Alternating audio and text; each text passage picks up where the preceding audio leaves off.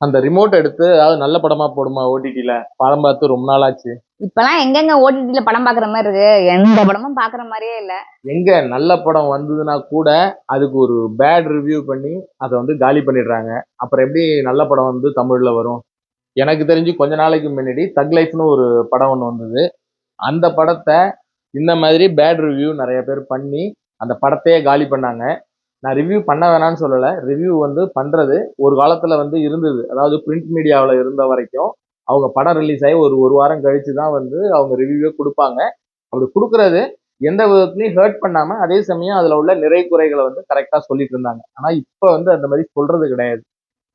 இப்ப வந்து பாத்தீங்கன்னா இன்டென்ஷனோட தான் வந்து பண்றாங்க. நிறைய பெய்டு ரிவ்யூஸ் இருக்கிறதா சொல்றாங்க. காசு கொடுக்கல ப்ரொடியூசர் அப்படின்னா அந்த படத்தை பத்தி தப்பு தப்பா கழுவி ஊத்த வேண்டியது, அரசியல்ல இருக்காங்கன்னா கழுவி ஊத்த வேண்டியது, இந்த மாதிரி போக்குலாம் இருக்கு. இதெல்லாம் வந்து மாறணும். இதுல வந்து பேட் ரிவ்யூனாலேயே அந்த படம் வந்து சரியா போகாம ரொம்ப மோசமா போய் தேட்டரை விட்டு வெளியில போயிடுச்சு.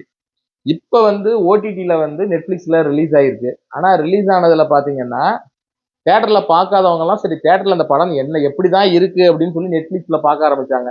பார்க்க ஆரம்பிச்சப்ப படம் நெட்ஃபிளிக்ஸ்ல வந்த புதுசுல பாத்தீங்கன்னா 10வது இடத்துல இருந்தது. இப்ப வந்து அந்த படம் தான் ட்ரெண்டிங்ல இருக்கான். நம்பர் ஒன்ல தான் வந்து அதாவது நெட்ஃபிளிக்ஸ்ல உள்ள மூவிலேயே நம்பர் ஒன் வந்து ட்ரெண்டிங்ல வந்து தக் லைஃப் தான் இருக்கான். ஏன்னா நம்மளே வந்து பார்த்தோம் அந்த படத்தை தேட்டர்ல பார்க்கும்போது நம்ம வீட்ல எல்லாருக்குமே பிடிச்சிருந்தது. நம்ம பசங்க வரைக்கும் என்ஜாய் பண்ணாங்க. நம்ம பசங்களே நிறைய கிரிட்டிக் பண்ணுவாங்க, நிறைய விமர்சனம் பண்ணுவாங்க படத்தை பத்தி. பட் அவங்களுக்கே அந்த படம் பிடிச்சிருந்தது. எனக்கும் புரியல. அதாவது ரொம்ப சூப்பர் படம்னு சொல்ல முடியாது, அதாவது மட்டமான படம்னு சொல்ல முடியாது, ரீசனபிளா தான் இருந்தது. அதாவது இந்திய அரசியலமைப்பு சட்டம் வந்து அதாவது ஆர்டிகல் 19(1)A வந்து நமக்கு பேச்சு சுதந்திரம் கொடுக்கு. அதை right to speech and expression வந்து கொடுத்துருக்காங்க. அதை வந்து நம்ம மிஸ்யூஸ் பண்ணக்கூடாது.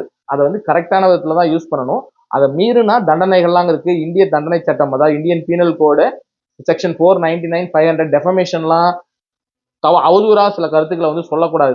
பட் இந்த மாதிரி சாதாரணமா வந்து கருத்துக்கள் சொல்லக்கூடாதுன்னு நான் சொல்லலை. அது சொல்றது வந்து உங்களை பாதிக்காதுங்கிறதுனால இஷ்டத்துக்கு வந்து இந்த மாதிரி சொல்றாங்க. இதெல்லாம் கொஞ்சம் குறைச்சிக்கிட்டாங்கன்னா நல்லது.